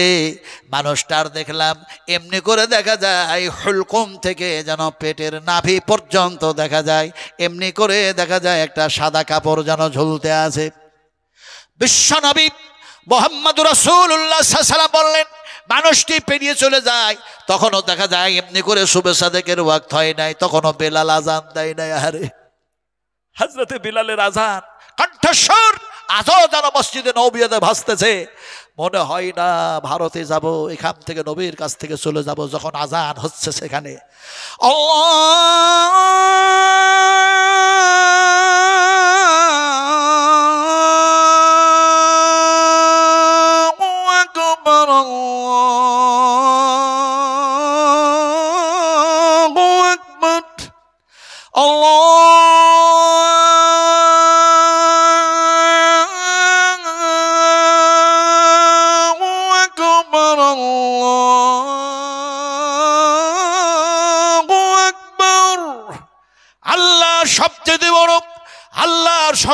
আকাশে জমিনে কেউ নাই, আজান যেন হয় নাই। বিশ্বনবী মুহাম্মদ রাসূলুল্লাহ সাল্লাল্লাহু আলাইহি ওয়াসাল্লাম তিনি বললেন, ও আমার সাহাবীরা, সে সময় দেখি আমার স্বপ্ন যেন চলতে আছে। আর একজনের দেখলাম এমনি করে দেখা যায় যেন এমনি করে হুলকুম থেকে নিয়ে, মাথা থেকে নিয়ে হুলকুম পর্যন্ত না, হুলকুম থেকে নিয়ে দেখা যায় সিনা পর্যন্ত একটা সাদা কাপড় ঝুলতে আছে। সে মানুষটাও যেন পেরিয়ে চলে গেল। আর একজন মানুষকে দেখি তার মাথা থেকে নিয়ে পায়ের নিচু পর্যন্ত সাদা কাপড় ঝুলতে আছে। আরও যেন আধ হাত কাপড় বেশি হয়ে গিয়েছে, সেই কাপড়টা যেন মাটিতে ছেঁচুরতে আর ধেঁতুরতে ধেঁতুরতে যেন পেরিয়ে চলে গেল। এমন সময় হযরতে বেলাল যেন আজান দিয়েছে, তাহাজ্জুদের নামাজ পড়ে আমি রাসূলুল্লাহ শুয়েছিলাম, স্বপ্ন দেখলাম যেন আজান শুনে ঘুম ভাঙলো। আমি মুহাম্মদ সাল্লাল্লাহু আলাইহি ওয়াসাল্লাম তোমাদের কাছে আসলাম, নামাজ পড়লাম, নামাজ পড়ালাম, নামাজ শেষ করলাম, এমনি করে তিনজন মানুষ আমার সামনে দিয়ে পেরিয়ে চলে গেল। আল্লাহর হাবিব যেন বলছেন, এই তিনজন মানুষকে যেন স্বপ্নের মাধ্যমে আল্লাহ পাক আমাকে দেখালেন, আমি দেখলাম। সাহাবীরা বললেন, ইয়া রাসূলুল্লাহকে যে তিনজন মানুষকে আপনি দেখলেন, ওই তিনজন মানুষের সঙ্গে কি আমাদের পরিচয় করিয়ে দিবেন না? আমাদের কি একটু পরিচয় করিয়ে দিবেন না? নবীজি বললেন, তোমরা কি পরিচিত হতে চাও? তাদের পরিচয় কি পেতে চাও? এমন সময় তেনারা বললেন, নম, জি হ্যাঁ, পরিচয় পেতে চাই। আল্লাহর হাবিব বললেন, যার কথা তোমাদের সামনে বললাম, এই হুলকুম থেকে নিয়ে পেটের নাভি পর্যন্ত সাদা কাপড় ঝুলতেছিল, উনি অন্য কেউ না, তিনি হলেন আমিরুল মুমিনিন, খলিফাতুল মুসলিমিন, হযরতে আবু বকর সিদ্দিক রাদিয়াল্লাহু তাআলা আনহু। যার কথা বললাম তোমাদের সামনে, এমনি করে দেখা যায় হুলকুম থেকে নিয়ে সিনা পর্যন্ত সাদা কাপড় ঝুলতেছিল, সেই মানুষটা অন্য কেউ না, তিনি হলেন আমিরুল মুমিনিন, খলিফাতুল মুসলিমিন, হযরতে উসমান গনি রাদিয়াল্লাহু তাআলা আনহু। যার কথা বললাম মাথা থেকে নিয়ে পায়ের নিচু পর্যন্ত কাপড় যেন ঝুলতেছিল বেশি হয়ে, সেটা অন্য কোনো মানুষ না, তিনি হলেন আমিরুল মুমিনিন, খলিফাতুল মুসলিমিন, হযরতে ওমর ফারুক রাদিয়াল্লাহু তাআলা আনহু। এমন সময় বিশ্ব নবী বললেন, তাদের পরিচয় তো তোমাদের দিয়ে দিলাম। সাহাবায়ে কেরামেরা বিশ্ব নবীকে সাংঘাতিকভাবে অনয় বিনয় করে না, রাসূলকে মোহাব্বতের সঙ্গে বললেন, ইয়া রাসূলুল্লাহ, ইয়া হাবিবাল্লাহ, নবীজি নবীজি নবীজি। তিনজন সাহাবীকে তিনজন মানুষের নাম আপনি প্রকাশ করেছেন, এরা যেন আসারায়ে মুবাশশারা, এরা হলো জান্নাতি, এরা হলো জান্নাতি, এরা হলো জান্নাতি। আপনি বলেছেন এরা জান্নাতি, জান্নাতি মানুষ। তিনজন মানুষকে স্বপ্নের মাধ্যমে আপনি দেখলেন, এটা না হয় বুঝলাম, না হয় তারাকে চিনতে পারলাম, কিন্তু নবীজি এমনি করে সাদা কাপড়গুলি লম্বা লম্বা হয়ে ঝুলতেছিল, ওইগুলি কি বুঝতে পারি না। আল্লাহ নবী সে সময় বললেন, এমনি করে দেখা যায় সেগুলি তাদের সাদা কাপড় ছিল না, সাদা কাপড় ছিল না, বরং ওগুলি তাদের ঈমানের পর্দা ঝুলতেছিল। বিশ্ব নবী মুহাম্মদুর রাসূলুল্লাহ সাল্লাল্লাহু আলাইহি সাল্লাম যেন বললেন, ওগুলি তাদের ঈমানের পর্দা, ঈমানের পর্দা। আসলে বলতে চাইলাম, আপনাদের বুঝাতে চাইলাম, এমনি করে যদি হযরতে ওমরের মতো, হযরতে আবু বকরের মতো, হযরতে উসমান গনির মতো আমাদেরও যদি ঈমান হয়ে যেত পাকা আর পুক্তা, তাহলে আমরা ভরসা করতাম কার উপরে? কার উপরে ভরসা করতাম? আল্লাহ পাক সে কথাই এই আয়াতের মধ্যে আলোচনা করেছেন, ইন্নামাল মুমিনুনাল্লাযীনা ইযা যুকিরাল্লাহ। ওই মুমিনদের সামনে, ওই মুমিনাদের সামনে এক আল্লাহর কথা যখন আলোচনা করা হয়, আলোচনা যখন করা হয়, আলোচনা করতে করতে করতে করতে দেখা যায় তাদের দিল আল্লাহর ভয়ে যেন দেখা যায় কাঁপতে শুরু করে। আর এরকম অবস্থায় আল্লাহর কথা শোনানো হয় না শুধু, এমনি করে দেখা যায় যখন আলোচনা করা হয় তখন দুইটা জিনিস একত্রিত হয়ে যায়। আর একত্রিত হয়ে যেয়ে কি হয়? ওয়াজিলাত কুলুবুহুম জাদাতুহুম ঈমান পরিচিত হয়ে যায়, ঈমান যেন মজবুত হয়ে যায়, ঈমান পাকাপোক্ত হয়ে যায়। আর সেই সমস্ত ঈমানদার বলে তাওয়াক্কালতু আলাল্লাহ, এক আল্লাহর প্রতি তারা তাওয়াক্কুল করে। আমার ভাইরা, কথা বলতেছিলাম যে ঈমান এমন এক জিনিস, ঈমান এমন এক নিয়ামত, এই ঈমান সম্পর্কে যেন দেখা যায় এমনি করে দাওয়াতের কাজ হয়েছে, রাসূলরা দিয়েছেন, পয়গম্বর দিয়েছেন, নবীরা দিয়েছেন। কথা বলতেছিলাম ঈমান, ঈমান ঈমান যদি মজবুত হয় ভরসা করব আল্লাহর উপরে, তাওয়াক্কুল করব আল্লাহর উপরে। এখন আমরা যে ঈমানদার, আমরা যে ঘুম নষ্ট করেছি, বিছানা ত্যাগ করেছি, আরাম আরাইশ ত্যাগ করেছি, এখানে বসে আছি, আল্লাহ পাক বলছেন ও ঈমানদাররা শোনো, ঘুম নষ্ট করেছো, বিছানা ত্যাগ করেছো, আরাম আরাইশগুলিকে বিসর্জন দিয়েছো, আমি আল্লাহ সুবহানাহু ওয়া তাআলার উপরে ভরসা করেছো, আমি আল্লাহ যেন বলতেছি তোমাদের জন্য ইনাম, তোমাদের জন্য প্রাইজ, তোমাদের জন্য উপহার যেন আমি রেখেছি। আল্লাহ পাক যেন উপহারের নাম বলছেন। আল্লাহ পাক বলছেন কি কি উপহার রেখেছে শোনো। আল্লাহ পাক যেন বলেন, এমনি করে দেখা যায় লাহুম মাগফিরাতুন ওয়া রিজকুন কারীম। লাহুম মাগফিরাতুন, আল্লাহ পাক বলছেন আমি তোমাদেরকে ক্ষমা করে দিব, আর তোমরাকে রিস্ক দান করব, উত্তম রিস্ক দান করব। এখন এই দুইটা শব্দের আমি কিছুক্ষণ আপনাদের সামনে একটু বিশ্লেষণ ভালো করে করব, বুঝুন। আল্লাহ পাক বলছেন লাহুম মাগফিরাতুন, আমি তোমাদেরকে ক্ষমা করে দেব। ক্ষমা করার আল্লাহর সিস্টেম হচ্ছে দুই ধরনের। একটা সিস্টেম হচ্ছে দুনিয়াবি, আর একটা হচ্ছে উখরাবি। একটা হচ্ছে ইহকাল, আর একটা হচ্ছে পরকাল। কেমনে আপনাকে বুঝায়। একদিন এক যেন পাপাচার অন্যায় করেছে জমিনে, আল্লাহর জমিনে। এখন গভীর রাত্রে এক পর্বতের ওপরে চেপে সে বলছে, হে আমার রব, হে আমার প্রতিপালক, এমনি করে দেখা যায় আমি এত অন্যায় করেছি, এত জুলম করেছি, এই জুলমের কোনো ক্ষমা নাই, কিন্তু এই সময় তোমার কাছে ক্ষমা চাইছি, তুমি আমারে মাফ করে দাও। আল্লাহ রাব্বুল আলামিন তার ইখলাসের দিকে, তার নিয়তের দিকে, তার যেন দেখা যায় এমনি করে যেন বলার দিকে সব কিছু লক্ষ্য করে যেন বললেন লাহুম মাগফিরাতুন, আমি মাফ করে দিলাম, আর ভুল করো না। দেখা যায় মানুষটি আবার অন্যায় করেছে, তারপরে দেখা যায় আবার ওইভাবে ক্ষমা চাইছে, আল্লাহ বলেন আবার যেন মাফ করে দিলাম। এবার চূড়ান্ত সীমা লঙ্ঘন করেছে, তারপরে আবার সেই মানুষটি আবার বলছে আমারে ক্ষমা করে দাও। আল্লাহ বলছেন আর ক্ষমা হবে না, একবার করেছি, দুইবার করেছি, আর তো ক্ষমা হবে না। তার মানে যে বারবার অন্যায় করেছে, জুলম করেছে, এত মারাত্মক জুলম, তার নাম হলো ফেরাউন। আমি লম্বা যেন ঘটনা আলোচনা করতে যাব না। অন্যায় করার পরে ক্ষমা চেয়েছে, আল্লাহ পাক বারবার মাফ করে দিয়েছেন, আর ক্ষমা নয়, আর মাফ নয়। সে যেন সে সময় বলছে আমাকে আল্লাহ মাফ করো, আল্লাহ পাক যেন এখন এখন এখন ওয়াকাদ আসাইতা ক্বাবলু ওয়া কুনতা মিনাল মুফসিদিন, এই সময় তুমি এত জুলম করেছো, অন্যায় করেছো, আর ক্ষমা হবে না। এটা হচ্ছে দুনিয়ার সিস্টেম ক্ষমা করার। আখিরাতের সিস্টেমটা কেমন? আখিরাতের সিস্টেম যেটা হবে সেটা হবে এরকম। রাসূল আকরাম সাল্লাল্লাহু আলাইহি ওয়াসাল্লাম বলছেন, যেদিন দেখা যায় কেউ কাউরি হবে না, কোনো মানুষের উপকার করবে না, কোনো নফসের উপকার করবে না। রাসূল আকরাম সাল্লাল্লাহু আলাইহি ওয়াসাল্লাম বলছেন আল্লাহ সে সময় ক্ষমা করবেন কিভাবে? এখন দেখা যায় কেউ কাউরি উপকার করছে না, এই কথাটা বুঝাবো কেমন করে? আল্লাহ নিজেই বুঝাচ্ছেন। আল্লাহ রাব্বুল আলামিন বলেন ইয়াউমা লা তামলিকু নাফসুন লিনাফসিন শাইআ ওয়াল আমরু ইয়াউমাইযিন লিল্লাহ।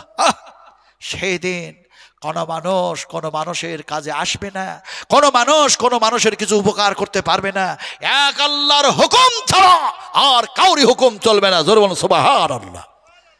আমার ভাইরা, সেই দিন আল্লাহ ক্ষমা করবেন কিভাবে, তার সিস্টেম কি হবে, তার প্রসেস কি হবে, আপনাদের যা জানা আছে এরপরেও আল্লাহ পাক আপনাদেরকে নিত্য নতুন ভাবে শোনাচ্ছেন। আল্লাহ পাক বলছেন কিভাবে ক্ষমা করবো শোনো।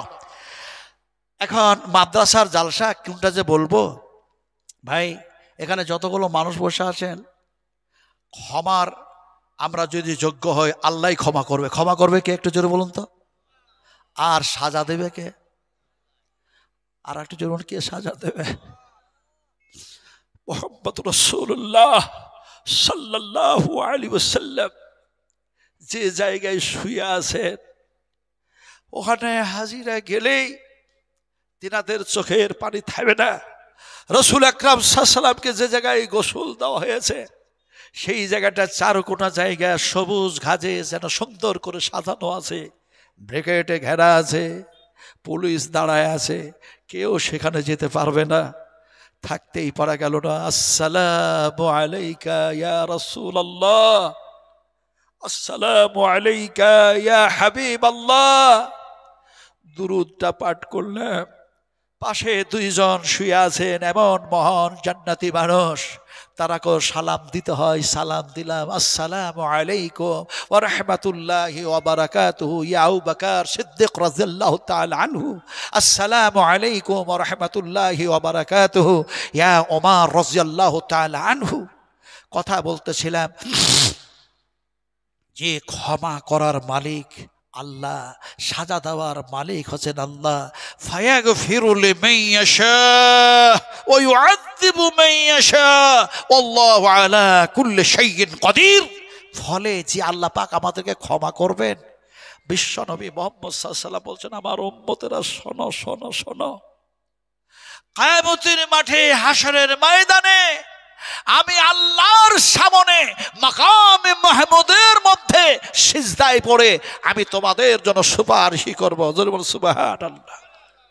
আপনারা একটু নিয়ত করুন তো ভাই। নবীজি আপনি ওই জায়গায় শুয়ে আছেন, আপনাকে দেখি নাই, আল্লাহ তোমাকে দেখি নাই, তোমার জান্নাত জাহান্নাম কিচ্ছু দেখি নাই, শুধু তোমার কথাগুলি শুনলাম আল্লাহ। নবীজি আপনার হাদিসগুলি শুনলাম, ফলে আপনার হাতের পানি পান করে বেহেশতে যেতে চাই, আল্লাহর আযাব থেকে ক্ষমা পেতে চাই। তাই আপনার মাদ্রাসা দেখতেছি, এই মাদ্রাসায় যেন আমি 1,000 টাকা দিচ্ছি, অথবা 1 কুইন্টাল ধান দিচ্ছি, অথবা 5 ব্যাগ সিমেন্ট দিচ্ছি, অথবা 10 বস্তা সিমেন্ট দিচ্ছি। এ ধরনের যদি কোনো মহান একজন ব্যক্তি আমার মতো মানুষকে দিতেন, যে হাতটা দিয়ে আল্লাহর কসম খেয়ে বলি, মুলতজম মুলতজম মুলতজমের যে গেট, কাবার যে সেই সোনালী রঙের গেট, কিভাবে যে আল্লাহ পাক আমাকে লক্ষ লক্ষ মানুষের ভিতরে কেমনে যে নিয়ে চলে গেলেন। 2খানি হাত সেই চৌকাটের উপরে আল্লাহ পাক রাখা করালেন। রাসূল আকরাম সাল্লাল্লাহু আলাইহি ওয়াসাল্লাম বলেছেন, হাতিম মুলতজম সেই গেটে হাত দিয়ে যা দোয়া করা হয়, দোয়া আল্লাহর দরবারে কবুল হয়ে যায়। জোরে বলুন সুবহানাল্লাহ। ফলে আপনাদের আমি বলেছি যে রাসূল যে দোয়া একটা দিয়েছেন খাস দোয়া, ওই দোয়াটা আমি মুসাফির হালাতে দিব। একটা মানুষ বলবেন যে আমি 1,000 টাকা দিচ্ছি মাদ্রাসার জন্য, নিয়তটা কিন্তু ওইটা হতে হবে যে নবীজি আপনাকে দেখে নেই, আপনি জান্নাতের মধ্যে শুয়ে আছেন, মদিনায় শুয়ে আছেন, আপনার হাতের পানি পান করে বেহেশতে যেতে চাই, আল্লাহর কাছে ক্ষমা পেতে চাই। কে বলবেন? একটা মানুষ। ভাই পারবেন? 1,000 টাকা বলুন। যদি টাকা না থাকে তাহলে সিমেন্ট লিখিয়ে দেন, বলুন। জি, এই আল্লাহ তুমি রহম করো, তুমি অনুগ্রহ করো, তুমি কৃপা করো, তুমি দয়া করো, তুমি এমনি করে এদেরকে ক্ষমা করে দাও। আলহামদুলিল্লাহ 1,000 টাকা একজন দিলেন। আচ্ছা বলুন, বিশ্বনবী মুহাম্মদুর রাসূলুল্লাহ সাল্লাল্লাহু আলাইহি ওয়াসাল্লামের হাতে রক্ত, আর তায়েফের মাটিতে দেখা যায় একজন তরুণ, একজন যুবক রাসূলের হাতে হাত লাগাইয়া দিলেন। লাগিয়ে দেওয়ার পরে রাসূলের রক্তটা তাই ওই যুবকের হাতেও যেন লেগে গেল। এখন যে জায়গায় লাগলো সেই জায়গায় যে বায়াত নিলেন, সেই সাহাবীটার নাম কি? নাম সাহাবীটা দেখা যায় নামটা যেটা, সেই সাহাবীটার নাম বলবো। আর দেখা যায় এমনি করে রাসূল আকরাম সাল্লাল্লাহু আলাইহি ওয়াসাল্লামকে তিনি আবার আঙ্গুরের জুসও খাইয়েছিলেন। সেই সাহাবীটার নামে মসজিদ সেখানে নির্মাণ হয়েছে। সেই সাহাবীটার নাম হলো এমনি করে দেখা যায় হযরতে আকদাস রাদিয়াল্লাহু তাআলা আনহু। ভাই আমি বলতেছিলাম হযরতে আকদাস নবীর রক্তটা তিনার হাতে রাখলো, মসজিদ নির্মাণ হলো, রাসূলকে জুস পান করালেন, আর একজন দিয়েছেন, এমনি করে 3 জন হলো। ভাই হাইয়াকাল্লাহ বারাকাল্লাহ, সুলতানপুর বাড়ি আঙ্গুর শেখ, তিনি বলছেন আমি 5 ব্যাগ সিমেন্ট দেবো। আলহামদুলিল্লাহ 3 জন দিয়েছেন 1,000 করে। আর আমার ভাই সোনাট করে বলছেন আমি 5 ব্যাগ সিমেন্ট দেবো। 4টা হলো। ইসলামের স্তম্ভ যদি 5টা হয়, নামাজের ওয়াক্ত যদি 5টা হয়, আর একজন মানুষ বলুন, আর একটি মানুষ বলুন, দোয়াটা আমি কিন্তু দিতে চেয়েছি কি দোয়া? যে দোয়াটা এখানে হয় নাই, সে দোয়াটা বুখারী শরীফের মধ্যে এসছে। আমার রাসূল যখন দোয়া দিলেন, সে সময় সেই মানুষটা, সেই আনসারী লোকটা, সেই সাহাবীটা আল্লাহর রহমতে, আল্লাহর দয়ায়, আল্লাহর অনুগ্রহে সবচেয়ে বড় ধনী হয়েছিলেন, সবচেয়ে বড় মালদার হয়ে গেছিলেন। দোয়াটা কি? সে দোয়াটা ইমাম বুখারী রাহমাতুল্লাহ নিয়ে এসেছেন। রাসূল আকরাম সাল্লাল্লাহু আলাইহি ওয়াসাল্লাম বলেছেন মুসাফিরের দোয়া কবুল হয়, এমনি করে মাতা পিতার দোয়া কবুল হয়, এমনি করে দেখা যায় মজলুম মানুষের দোয়া কবুল হয়ে যায়। তো বলছিলাম একজন আরেকজন দিয়েছেন আলহামদুলিল্লাহ 1,000 টাকা, তাহলে 5 জন হলো। বলুন 6 নম্বরে বলুন, 10 জন দেন, আর পাস হয়েছে, আর 5 জন মানুষ দেন। আলহামদুলিল্লাহ। দেখুন কাফনের কাপড় কিনতে কত টাকা লাগে, কাফনের কাপড় কিনতে। জি বাবজি, কাটারি বাড়ি, তিনি বলছেন আমি 8 ব্যাগ সিমেন্ট দিচ্ছি। আলহামদুলিল্লাহ, হাইয়াকাল্লাহ, বারাকাল্লাহ, জাযাকুমুল্লাহু খাইরান জাযা, আহসানাল জাযা, আল্লাহুম্মা মাগফির লাহু ওয়াফিহি ওয়াফু আনহু ওয়াকরিম নুজুলাহু ওয়াসবাত খালাহু ওয়াগসিলহু বিল মাই ওয়াসালজ ওয়াল বারদ ওয়ালাকিন আল খাদায়া কামা ইয়ানকা সাওবুল আবিয়াজ মিন আবদানাসে ওয়াবদিলহু দারান খায়রা মিন দারিহি ওয়া আহলান খায়রা মিন আহলিহি ওয়া যাওজান খায়রা মিন যাওজিহি ওয়া আদখিলহুল জান্নাহ। কথা বলতেছিলাম যে দোয়াটা রাসূল দিয়েছেন, ওই দোয়াটা আমি এখনো পড়ি নাই গো। বর্ধমান জেলার মানুষ এখনো পড়ি নাই, এখনো বলি নাই। আনা মুসাফির, আনা মুসাফির। শুধু মুসাফির মুসাফির না, শুধু মেহমান মেহমান না, আল্লাহর কসমকে বলি, ওয়াদা যারা পূর্ণ করে তারা হচ্ছে মোমেন, তারা মোমেন। ওয়াদা যারা খিলাফ করে অবশ্যই এটা হচ্ছে মুনাফিকের আলামত, এটা হচ্ছে নিদর্শন। বলি আমি মুনাফিকের খাতায় নাম লেখাতে চাই না, সে দোয়াটা অবশ্যই আপনাদেরকে দেব মুসাফির হালাতে। কিন্তু বলছিলাম যে এমনি করে দেখা যায় 6 জন হয়েছে, তারপর এমনি করে দেখা যায় আরেকজন দিয়ে দিলেন, এমনি করে 5 ব্যাগ সিমেন্ট দিয়ে যেন 7 জন হয়ে গেল। ভাই কথা বলছিলাম আরও যেন দিয়েছেন, এমনি করে যেন দেখা যায় 8 জন হলো, 9 10, আর 2 জন মানুষ দেন, আর 2 জন মানুষ দেন, হয় সিমেন্ট দেন না হয় টাকা দেন। হ্যাঁ জি, মামা অসুস্থ আছেন, আল্লাহ তুমি সুস্থতা দান করো। আল্লাহুম্মা আনতাস শাফি, আয় আল্লাহ তুমি সবচেয়ে বড় শেফা দেনেওয়ালা মাবুদ, ইয়া রাব্বাল আলামিন, ইয়া আরহামার রাহিমিন, আল্লাহুম্মা আনতা খায়রুর রাহিমিন। আয় আল্লাহ 1000 টাকা দিয়েছে, আল্লাহ তুমি তাকে সুস্থতা দান করো, সবল শরীর বানায় দাও, সিহাতকে তার ভালো করে দাও। আয় আল্লাহ যতদিন দুনিয়ার জমিনে জীবিত রাখো, মুমিন বানায় রাখো, মুত্তাকিন বানায় রাখো, পরহেজগার বানায় রাখো, দ্বীনের খাদেম বানায় রাখো, মাদ্রাসার খাদেম বানায় রাখো, মসজিদের খাদেম বানায় রাখো। আল্লাহুম্মা আমিন, আল্লাহুম্মা আমিন। ভাই বলছিলাম এমনি করে দিতে দিতে আপনারা এখানে আরো অনেক মানুষ আছেন না, আছেন না 1000 টাকা দেওয়ার মতো। একজন যুবক তিনি দিতে দিতে দিতে দিতে সব দিয়ে শেষ করেছেন, কিচ্ছু নাই, সব দিয়ে দিয়েছেন। আনোয়ার ভাই দিয়েছেন 5 ব্যাগ সিমেন্ট, আলহামদুলিল্লাহ। একজন 5, আর একজন 5 ব্যাগ দিলেন, একজন 8 ব্যাগ দিলেন। এখন 3 জন দিয়েছেন, আর 2 জন মানুষ দেন, 5 ব্যাগ করে আর 2 জন মানুষ দেন। হাদিসটা শুনুন, ঘটনাটা শুনুন। এখন দেখা যায় তিনি দিতে দিতে সব শেষ করে দিয়েছেন, কিচ্ছু নাই। কিন্তু জিহাদের ময়দানে গিয়ে তিনি আবার শহীদ হয়ে গেলেন, শরীরের রক্তটাও দিয়ে দিলেন। দা হলোটা কি? রক্ত দিলেন, জান মাল সব দিয়ে দিয়েছেন। এবার দেখা যায় রক্তেই রক্তাক্ত রঞ্জিত শরীর যেন জমিনে পড়ে আছে। এমন সময় বিশ্ব নবীর কাছে সংবাদ আসলো, নবীজি আপনার এমন একজন সাহাবী তিনি যেন শহীদ হয়ে গেছেন, কিন্তু সেই শহীদাইনের কাফনের কাপড় জুটছে না। দেখা যায় মাথার দিক যদি ঢাকা হয়, পায়ের দিক ফাঁকা হয়ে যায়, খালি হয়ে যায়। আর পায়ের দিক যদি ঢাকা হয়, মুখের দিক যেন ফাঁকা হয়ে যায়। রাসূল বললেন সে আমার সাহাবী কোনটা? বলে সে মাল দিতে দিতে দিতে এমনি করে এমন এক ধনাত্ম ঘরের ছেলে, সব কিছু যেন আল্লাহর নবীর মহব্বতে সব বিসর্জন দিয়ে দিয়েছে, এমনকি জীবনটাও দিয়ে দিল, তারপরও যেন তার কাফনের কাপড় জুটে না। নবী বললেন কে? এমন সময় সাহাবায়ে কেরামদের মুখ দিয়ে আসলো এমনি করে মুসাইব বিন উমাইর রাদিয়াল্লাহু তাআলা আনহু বিশ্ব নবী সে সময় বললেন আমার যেন ওমায়ের যেন শহীদ হয়ে গেছে নাকি। নবীর যেন 2 চোখ লাল বর্ণ হয়ে গেল। আর তিনি বলে ফেললেন যে এইভাবে সব কিছু দেওয়ার পরে শরীরের রক্তটা আল্লাহর রাস্তায় বিলীন করে দিল, যার কাফনের কাপড়টা জুটতেছে না, আমি মুহাম্মদ সাল্লাল্লাহু আলাইহি ওয়াসাল্লাম বলছি তার মুখমণ্ডলটা ওই চাদর দিয়ে ঢেকে দাও। আর পায়ের দিকটা যদিও ফাঁকা হয়ে যাচ্ছে, এমনি করে খেজুরের পাতা ঘাস দিয়ে ঢেকে তারে দফন করে দাও। আমার ভাইয়েরা, বর্ধমান জেলার মায়েরা, আমার বোনেরা, আমার সোনার টুরারা, কথা বলতেছিলাম যদি দেখা যায় সব দিতে দিতে দিতে শরীরের রক্ত দেওয়ার পরেও তার যদি কাফনের কাপড় না জোটে, তাহলে এখানে অনেক মানুষ বসে আছেন 1,000 টাকায় 500টা টাকায় এমনি করে কাফনের কাপড় হয় না, কিন্তু বিশ্ব নবী মুহাম্মদুর রাসূলুল্লাহ সাল্লাল্লাহু আলাইহি সাল্লামের সেই সাহাবের রক্তের দামটাও তো হয় না।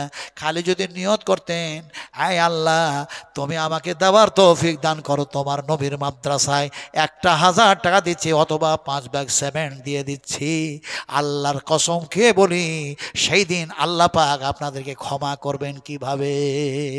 আল্লাহ পাক আপনাকে কিভাবে ক্ষমা করবেন সে হাদিস আমি শোনাবো, কিন্তু তার আগে যে কথাটা বলতেছিলাম, আমার রাসূল দোয়া দিচ্ছেন। দোয়াটা কি শুনুন।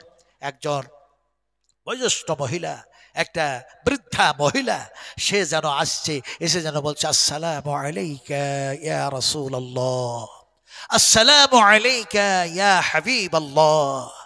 আল্লাহর হাবিব সালামের জবাব দেওয়ার পর হযরত আবু বকর সিদ্দিককে বললেন, এমন একজন মহিলা যার গলার কণ্ঠস্বর এই বৃদ্ধ মহিলা বোঝা যায়, ফলে দেখো না কি তার অভাব হয়েছে, কি তার প্রয়োজন পড়েছে। হযরত আবু বকর গেলেন আর বললেন, আম্মা জান আপনি নবীকে সালাম দিয়েছেন, নবী আপনার সালামের উত্তর দিয়েছেন, কি আপনি বলতেছেন? বয়স্ক মহিলাটা সে সময় যেন বললেন, আমার রাসূলের অবস্থার দিকে আমি লক্ষ্য করেছি, আমার নবীর দিকে আমি চেয়ে দিয়েছি, নবীর শরীরটা ফাঁকা, আমার রাসূলের শরীরটা খালি। আমির শেখ সাউতাবার পাড়া থেকে যেন তিনি বলছেন, আমি 5 ব্যাগ সিমেন্ট দিয়েছি, আলহামদুলিল্লাহ, হাইয়াকাল্লাহ বারাকাল্লাহ জাযাকুমুল্লাহ খাইরান জাযা। এমন এক নিষ্পাপী, যাদের কোনো গুনাহ নেই, যাদের কোনো ভুল নেই, যাদের কোনো ত্রুটি নেই, তারা হচ্ছে ফেরেশতা। ওই ফেরেশতারা আপনাদের জন্য কি দোয়াটা দিচ্ছে, ইনশাআল্লাহ আমি মুসাফির আলাতে সে দোয়াটাও আপনাদেরকে দেব, আপনারা শুধু আমিন আমিন করবেন। কথাটা বলতেছিলাম যে বিশ্ব নবী মুহাম্মদ সাল্লাল্লাহু আলাইহি ওয়াসাল্লামের দিকে লক্ষ্য করেছি, রাসূলের শরীরটা ফাঁকা, প্রয়োজন আছে একটি চাদরের, তাই যেন সেই চাদরটা আমি নিয়ে এসেছি হাদিয়া স্বরূপ, তোহফা স্বরূপ রাসূলকে দেওয়ার জন্য। হযরতে আবু বকর সিদ্দিক চাদরটা নিলেন, বিশ্বনবী মুহাম্মদুর রাসূলুল্লাহ সাল্লাল্লাহু আলাইহি ওয়াসাল্লামকে যেন দিলেন। আল্লাহর হাবিব ইহরাম পরার মতো করে, ইহরাম বাঁধার মতো করে শরীরে যেন চাদরটাকে জড়ায় নিলেন, কান্ধা একটা ফাঁকা রেখে যেন দেখা যায় ইহরাম বাঁধার মতো করে যেন বেঁধে নিলেন। এমন সময় সাহাবা কিরামদের মধ্যে একজন সাহাবী বলেন, ইয়া রাসূলুল্লাহ আপনারে দেখতে যত সুন্দর লাগে এই চাদরটা গায়ে দেওয়ার পরে, এই চাদরটা আপনার শরীরে যত ভালো লাগে, নবীজি এই চাদরটা যদি আমারে দিয়ে দিতেন আরো ভালো হয়ে যেত। অন্যান্য সাহাবা কিরাম রাদিয়াল্লাহু তাআলা আনহুরা বলতে শুরু করলো, তুমি কেন নবীর কাছে চাও? নবীর প্রয়োজন ছিল তাই তো নবীকে কেউ যেন এটা হাদিয়া দিল, এরপরে তুমি চাও কেন? তুমি বড়ই যেন ভুল করতেছো, তুমি কি জানো না নবীর কাছে যেটা চাওয়া হয় নবী না বলতে পারেন না, ফলে কেন তুমি চাইলে? এমন সময় বিশ্ব নবী মুহাম্মদুর রাসূলুল্লাহ সাল্লাল্লাহু আলাইহি ওয়াসাল্লাম তাদের কথাগুলি শুনতেছেন। এখন যে সাহাবী চাইলেন তিনি যেন বললেন, শোনো, নবীর শরীরে ঠেকানো, নবীর শরীরে টাচ করা এই যেন চাদরটা আমি যেন ব্যবহার করার জন্য চাই নাই, আমি চেয়েছি বিশ্ব নবী মুহাম্মদুর রাসূলুল্লাহ সাল্লাল্লাহু আলাইহি ওয়াসাল্লামের শরীরে ঠেকানো এই চাদরটা আমি সুন্দর করে রেখে দিব, আর আমি যখন মৃত্যুবরণ করব সে সময় দেখা যায় এই চাদর দিয়ে যেন আমার কাফন তৈরি হবে, আর এই কাফন তৈরি করে আমার যেন দফন করা হবে। মিন্না খালাকনাকুম ওয়া ফিহা নুঈদুকুম ওয়া মিনহা নুখরিজুকুম তারাতান উখরা। আমার ভাইরা, আসলে বলতে চাইলাম আল্লাহ পাক আপনাদেরকে অনেক কিছু দিয়েছে, আর মাদ্রাসায় অসংখ্য আপনারা দান করেছেন, আলহামদুলিল্লাহ, কিন্তু আমি মুসাফির মানুষ, রাসূল বলেছেন মুসাফিরের দোয়া কবুল হয়, কবুল হয়, কবুল হয়, যার জন্য আপনাদের কাছে চাইলাম। আপনারা 10 জনেরও বেশি দিয়ে দিয়েছেন, আলহামদুলিল্লাহ। রাত্রি গভীর হয়েছে, দোয়াটা পড়িয়ে শুনে দিই, আপনারা শুধু আমিন আমিন করুন, শুধু আমিন আমিন করুন। ফেরেশতারা দোয়া যেটা দিচ্ছে সেটা কি বলছে? আল্লাযীনা ইয়াহমিলুনাল আরশা ওয়া মান হাওলাহু ইউসাব্বিহুনা বিহামদি রাব্বিহিম ওয়া ইউমিনুনা বিহি ওয়া ইস্তাগফিরুনা লিল্লাযীনা আমানু রাব্বাহুম ربنا وسعت كل شيء رحمة وعلما فاغفر للذين تعبوا واتبعوا سبيلك وقهم عذاب الجحيم ربنا وادخلهم جنة عدن التي وعدتهم ومن صلح من آبائهم وأزواجهم وذرياتهم إنك أنت العزيز الحكيم বলুন আমিন একটু জোরে বলুন আমিন এটা হচ্ছে ফেরেশতাদের দোয়া এবার বিশ্বনবী দোয়া কি দিলেন এবার আল্লাহর হাবিব যেন দোয়া দিচ্ছেন আল্লাহুম্মা আকসিল আল্লাহুম্মা আকসিল আল্লাহুম্মা আকসিল আল্লাহুম্মা আকসিল আল্লাহুম্মা আকসিল মালাহু মালাহু মালাহু মালাহু ওয়া ওয়ালাদাহু ওয়া ওয়ালাদাহু ওয়া ওয়ালাদাহু ওয়া ওয়ালাদাহু ওয়া বারিক লাহু ওয়া বারিক লাহু ওয়া বারিক লাহু বিশ্বনবী যখন বলতেন এরকম দোয়া তখন তিনবার করে এক একটা ওয়ার্ডকে যেন এমনি করে তিনবার করে যেন বলতেন এটা রাসূলের গুণ ছিল কারণ দোয়া দিলেও আল্লাহর হাবিব যেন তিনবার যেন বলতেন খাবার যখন খেতেন দেখা যায় খাবার খেতে গিয়েও নবী যেন বিজোর খাবার খেতেন হয় একটি খেজুর নইলে প্রয়োজন থাকলে তিনটি যেন খেতেন কখনো দেখা যায় বিশ্বনবী মুহাম্মদুর রাসূলুল্লাহ সাল্লাল্লাহু আলাইহি সাল্লাম জোড়া খেজুর খেতেন না আল্লাহ নবী বলছেন আমি বিজোর যেন দোয়া আর বিজোর যেন খাবার এই জন্যই খায় আল্লাহ পাক যেন বিজোরকে মহব্বত করেন সুবহানাল্লাহ বিশ্বনবী শেষ পর্যন্ত বলে ফেললেন ওয়া বারিক লাহু ওয়া বারিক লাহু ওয়া বারিক লাহু ফিমা আতাইতাহু ফিমা আতাইতাহু ফিমা আতাইতাহু বিশ্বনবী মুহাম্মদ সাল্লাল্লাহু আলাইহি সাল্লাম যতগুলি দোয়া যেন দিয়েছেন তার মধ্যে দেখা যায় বলে ফেললেন ফি মানে মধ্যে ফি মানে ভিতরে আতাইতাহু মানে এর পূর্বে যা যা দিয়েছো আল্লাহ তুমি সেগুলির মধ্যে আরো আরো আরো বরকত দিয়ে দাও জোরে বলুন আমিন কথা বলতে বলতে বলতে বলতে এমন একটা জায়গায় এসে পৌঁছেছি আমি দূরের মানুষ মুসাফির মানুষ আপনাদের সামনে আজকে আলোচনা করতেছিলাম যে আমরা কোরআন ও হাদিস থেকে যা আলোচনা করব যে আলোচনাগুলি শুনব এই আলোচনাগুলি করার চাইতে শোনার চাইতে বলার চাইতে উত্তম আমল করার চেষ্টা করব আজকার বক্তৃতার আমার সারমর্ম হচ্ছে এই যে আমরা কোরআন এবং হাদিস আল্লাহ এবং আল্লাহ রাসূলের সংবিধান নবীর থিওরি অনুযায়ী জীবন বাস্তবায়ন করব ইনশাআল্লাহ তাহলে হবেটা কি আমাদের পরিবর্তন আসবে আমরা উত্তম উৎকৃষ্ট বেস্ট আর বেটার আমরা মানুষ হব আল্লাহ পাক বলছেন লাকাদ খালাকনাল ইনসানা ফি আহসানি তাকওয়িম কথা হচ্ছে আল্লাহ পাক বলছেন তোমাদেরকে আমি সর্বশ্রেষ্ঠ করে সৃষ্টি করেছি উত্তম করে তোমাদের বানিয়েছি তোমাদের আমল তোমাদের কর্ম এগুলি হবে সবচেয়ে উত্তম কারণ فمن يعمل مثقال ذرة خيرا يره ومن يعمل مثقال ذرة شرا يره ভালো আমল সেটা যদি জাররা থেকে জাররা হয় তার বদলা আল্লাহ পাক দিবেন আর খারাপটাও যদি একটুকুন থেকে একটুকুন হয় এক জাররা থেকে এক জাররা হয় তারও বদলা আল্লাহ পাক দিবেন কিন্তু যারা আমালে সালেহ করেছে আমালে সালেহ করেছে ভালো কাজ করেছে আল্লাহর কসম খেয়ে বলি আল্লাহ সুবহানাহু তাআলা সেই সমস্ত মুমিন মুমিনা সালেহিন সালেহা মুত্তাকিন ফেরেশতাদেরকে যেন আমলনামা ডান হাতে দিবেন সেটাও যেন সামন ধার থেকে আসবে আর যারা কোরআনের উল্টা চলেছে নবীর উল্টা চলেছে আল্লাহর সংবিধানের উল্টা চলেছে এক কথায় যারা দুষ্টামি আর বদমাশি করেছে এই পাপ অন্যায় করেছে তাদেরও আমলনামা আসবে কিন্তু পিছন ধার থেকে আর বাসবে বাহাতে আর আল্লাহ পাকের নবী মুহাম্মদ সাল্লাল্লাহু আলাইহি ওয়াসাল্লাম বলেন তারাকে সে সময় বলা হবে ইকরা কিতাবাকা পড়ে দেখো তোমরা যা যা করেছো তা তোমাদের আমল নামায় সব যেন লিপিবদ্ধ আছে।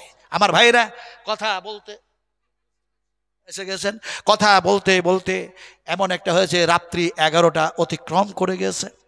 আমি শেষের বেলায় মুসাফির মানুষ, আপনাদেরকে বলবো যে আপনাদের জন্য খাস দোয়া আমি করলাম, আপনারাও আমার জন্য দোয়া করবেন।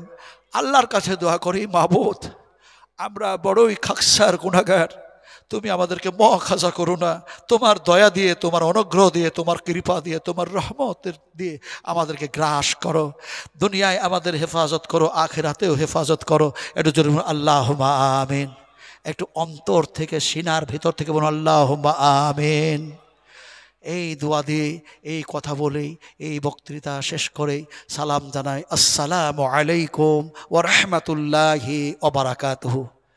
সালাম দাও সুন্নাত, জবাব না দিলে মারাত্মকভাবে আমরা কিন্তু ভুল করব। ফলে ভুল করব না, আমরা ইসলাহ করার চেষ্টা করব। ইসলাহ লাকুম আমালাকুম ওয়া ইয়াগফির লাকুম যুনুবাকুম আল্লাহু গফুর রহিম। ফলে আবারও সালাম দিচ্ছি, আসসালামু আলাইকুম ওয়া রাহমাতুল্লাহি ওয়া বারাকাতুহু।